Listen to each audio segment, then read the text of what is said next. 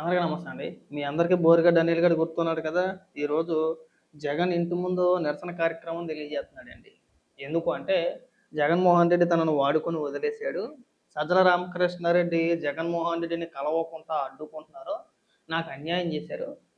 YSRCP party నాయకుల చేత నేనొక రౌడీ షీటర్‌ని. నాకు పార్టీతో ఎలాంటి సంబంధం లేదని చెప్పేసని దుష్ప్రచారం చేస్తున్నారు. నాకు జగన్మోహన్ రెడ్డి గారికి మంచి సంబంధాలున్నాయి. అయినా సరే నన్ను పార్టీ నుంచి వేరు చేసే ప్రయత్నాలు చేస్తున్నారని చెప్పేసని జగన్మోహన్ రెడ్డి ఇంటి ముందు కూర్చొని నిరసన తెలియజేస్తూ మీడియాతో మాట్లాడాడు. ఒకసారి ఏమని మాట్లాడాడో వినిపిస్తా చూడండి. రామకృష్ణారెడ్డి పార్టీ అంశంలోకి రావద్దంటమే కాకుండా ఆయన కోటరీలో ఆయన చెంచాగాళ్లతో ఏం మాట్లాడించినాడు.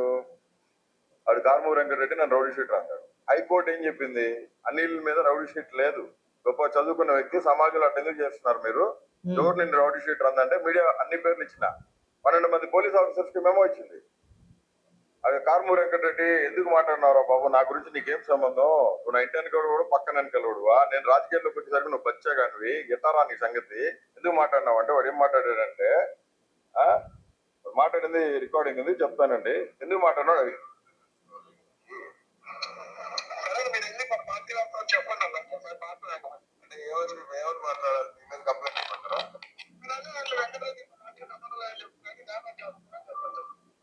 కాదనా, ఇప్పుడు మీరు దయచేసి నేను పార్టీకి విరుద్ధంగా ఈ రోజు మాట్లాడాలి. నేను ఇన్ని నిమిషం మాట్లాడినప్పుడు నాకు ఎవరు కూడా పార్టీకి ఇది కాదు అని నాకు ఎవరు చెప్పలేదు. ఎందుకంటే నేను చెప్తారు, అదే మీకు గైడ్ లైన్స్ ఉన్నాయా పార్టీ కాదు మాట్లాడు వాయిస్ చెప్పారా? నేను అందుకే అడగండి, నా గైడ్ లైన్స్ ఉన్నాయా లేదా మీరే ఒకసారి అడగండి. కాదన్నా మీకు ఎవరు చెప్తూ చెప్పండి, మీరే ఒకసారి అడగండి అన్న, కాదన్నా మీరే ఒకసారి అడగండి. మా మీడియా సెల్లు శ్రీహరి గారు చూస్తారు, ఓకేనా, సజ్జల గారు మెయిన్, మీరు ఒకసారి అడగండి. ఎవరన్నా సజ్జలలో మీకు చెప్పినారా పార్టీ అని మీరు అడగండి, మీరు చెప్పండి ఒకసారి.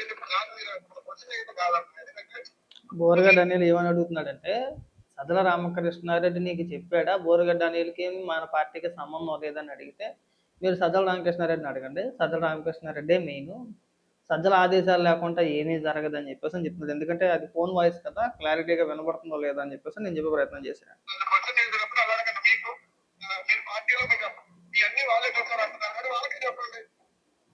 ఏంటంటే మరి ఎప్పుడు డ్యామేజ్ అయిపోయింది, నేను పార్టీ వైషన్ అయితే కాదని ఎట్లా చెప్తున్నారు, మీరే అడగండి. అప్పుడు నా కమిటీ ఫోన్ చేస్తారు కదా, ఆ టాపిక్ ఏదో పెడతారు కదా, జగనాథకు మీరు ఫోన్ చేసి అట్లా మాట్లాడుతున్నారు. మీరు అట్లా ఏమన్నాడు చూసారు బోరగడ్డ అనిల్ గారు ఫోన్లోని. అంటే ఇప్పుడు నేను జగన్మోహన్ రెడ్డి గారికి లేదంటే భారతమ్మకి ఫోన్ చేసి మీకు ఫోన్ చేసి బోరగడ్డ అనిల్ మా పార్టీ అని చెప్పేసి అని చెప్పించాలా అని మాట్లాడుతున్నారు. ఇక్కడ చూశారు కదా, జగన్మోహన్ రెడ్డికి బోరగడ్డకి సంబంధాలు బాగానే ఉన్నాయి, ఫోన్ చేసి మాట్లాడుకునేంత చనువు ఉంది. ఇక్కడ ఇష్యూ వల్ల ఎక్కడ వచ్చిందంటే పాపం బోరగడ్డ అనిల్ని సజ్జల రామకృష్ణారెడ్డి వైఎస్ఆర్సీపీ పార్టీ కార్యాలయానికి రానివ్వట్లేదంట. అదొకటే ఇష్యూ.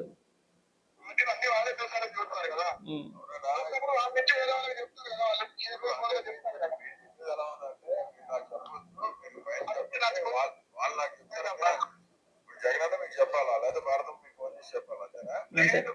ఫోన్ చేసి అడగటమే రాబెడుతున్నారు.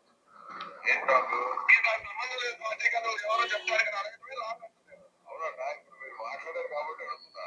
అంటే మీరు నా మీద ఉంటే మీరు వాళ్ళకి చెప్పండి అన్న, అలాగే చెప్తే వాళ్ళ గైడ్లైన్స్ ప్రకారమే పనిచేస్తున్నాయి. పార్టీ గైడ్లైన్స్ వ్యక్తిగత నిర్ణయాలు ఏదో తీసుకోవడం నాకు అవసరం ఏమన్నా.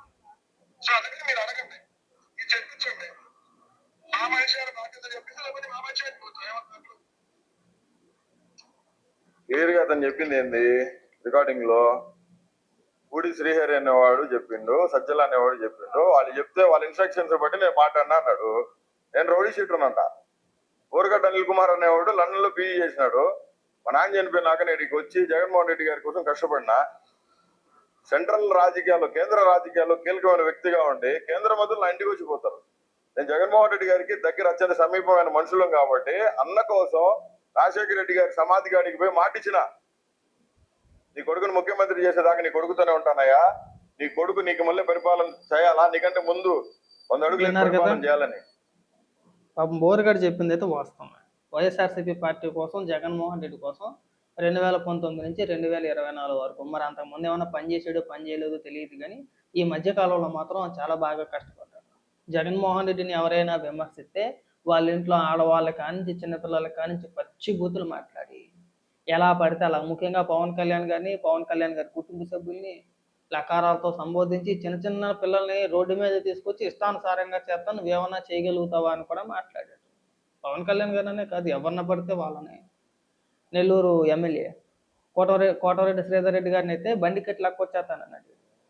జగన్మోహన్ రెడ్డి కోసం నిజంగా చాలా కష్టపడ్డాడు. ఎందుకంటే జగన్మోహన్ రెడ్డి ఆదేశాలు లేకుండా, జగన్మోహన్ రెడ్డి ఈ సపోర్ట్ లేకుండా అంత ఆ విధంగా మాట్లాడే వ్యక్తి అయితే కాదు. కానీ ఓడిపోయిన తర్వాత కాస్త దూరం పెట్టారు. ఈ దూరం పెట్టడం అనేది మంచి పద్ధతి కాదు. మీరు 19 నుంచి 24 వరకు బోరిగడ్డ అనిల్ గారిని ఏ విధంగా వాడుకోవాలో అన్ని రకాలుగా వాడుకున్నారు. ఇప్పుడైనా సరే పార్టీలో ఏదైనా ఒక పదవి ఇవ్వండి. ఏ అధికార ప్రతినిధో ఇంకోటి ఇస్తే కనీసం ఆ భాష మార్చుకోమని చెప్పండి. ఏముంది, వాడుకున్నారుగా రాజకీయంగానే, వదిలేయడం దేనికి పాపం. మిమ్మల్నే నమ్ముకున్నాడు. రాజశేఖర రెడ్డి గారికి ఆయన సమాధి దగ్గరికి వెళ్ళి మాట ఇచ్చాడు అన్నట్టుగానే రాజశేఖర రెడ్డి గారి కుమారుడు జగన్మోహన్ రెడ్డి గారిని ముఖ్యమంత్రిని చేశాడు. మరి జగన్మోహన్ రెడ్డిని ముఖ్యమంత్రి చేసిన వ్యక్తిని మీరు అలా రోడ్డు మీద వదిలేయడం ఏమైనా పద్ధతిగా ఉందా అసలు సజ్జల? అంటే అధికారంలో ఉంటే ఒకలాగా, అధికారం లేకపోతే ఒకలాగా అనవసరంగా వాడుకొని వదిలేశారు కదా అన్ని. వాడి చేత ఎన్ని రకాలుగా ఎన్ని బూతులు తిట్టించాలో అన్ని బూతులు తిట్టించారు. మీరు అధికారంలో ఉన్నప్పుడు ఎవరు పడితే వాళ్ళు ఫోన్ చేసేవాడు, నీ అంత చూసేస్తా, మీ ఇంటికి వస్తా, మీ నట్టింటికి వస్తా, తొడగొడతా అని పెద్ద పెద్ద ముద్ర మాటలన్నీ మాట్లాడేవాడు. మీ అన్న చూసుకొని కాదా?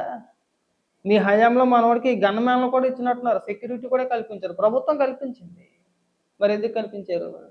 ఒకవేళ ఆ రోజే మీ పార్టీకి సంబంధం లేకపోతే ఇప్పుడు బోరిగడ్డ అనిల్ చెప్పిన దాంట్లో కూడా ఒకటి వాస్తవం, వాడుకొని వదిలేశారు.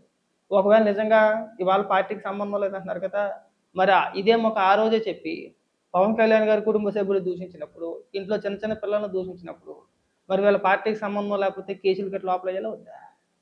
మరి ఎందుకు వేయలేదండి ఆ రోజున? అంటే మీ అవసరానికే రాజకీయ నాయకుల్ని మానసికంగా కృంగదీయడానికి, మన వాళ్ళ ఇంట్లో ఆడవాళ్ళని తిడితే ఎందుకు వచ్చిన రాజకీయాలే చిచి వద్దులే అని చెప్పి అనుకుంటారని చెప్పేసి అని ఇలాంటి వ్యక్తులందరినీ ప్రోత్సహించి వాళ్ళ చేత బూతులు తిట్టించి చివరికి మీరు ఓడిపోయిన తర్వాత ఆడికి మాకు సంబంధం లేదు, ఆడు ఊరుకుంటాడా? ఇవాళ డైరెక్ట్గా జగన్మోహన్ రెడ్డి ఇంటి ముందే కూర్చున్నాడు.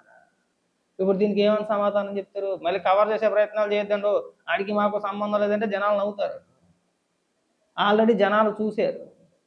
జనాలు చూడడం ఉంది, వాళ్ళే చెప్తున్నారు కదా. డైరెక్ట్గా ఆడియో కాల్లో కూడా ఏమంటాడు, నేను డైరెక్ట్గా జగన్మోహన్ రెడ్డికి ఫోన్ చేయనా, లేదంటే భారతమ్మకు ఫోన్ చేయనా, వాళ్ళ చేత మీకు ఏమైనా చెప్పించమని చెప్పేసి వాడే చెప్తుంది.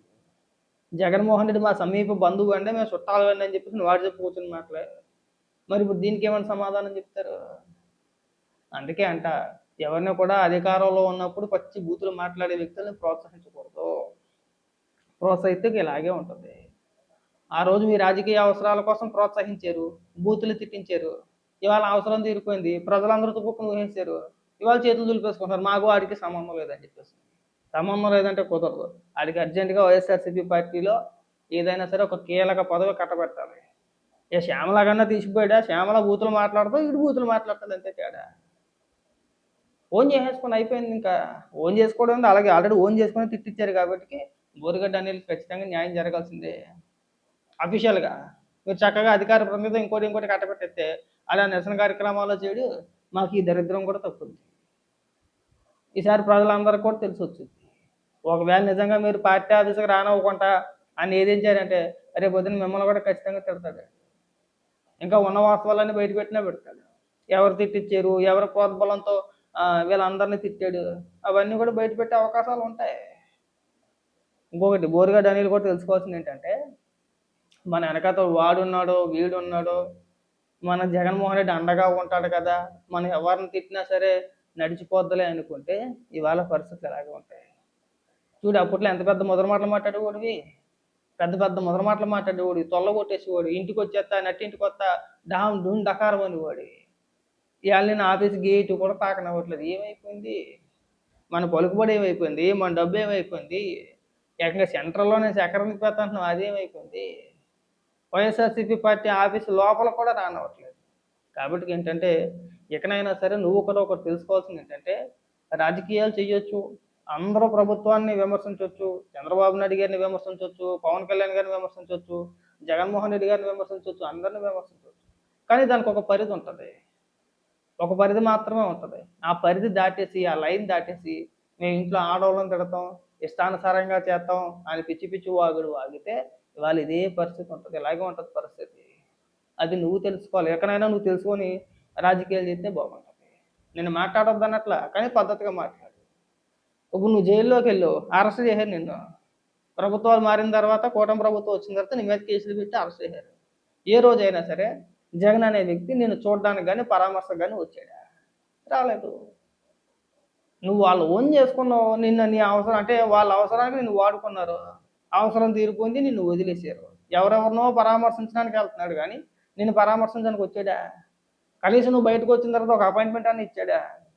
ఎక్కడైనా నువ్వు తెలుసుకొని మారతావని చెప్పేసి అని కోరుకుంటున్నావు.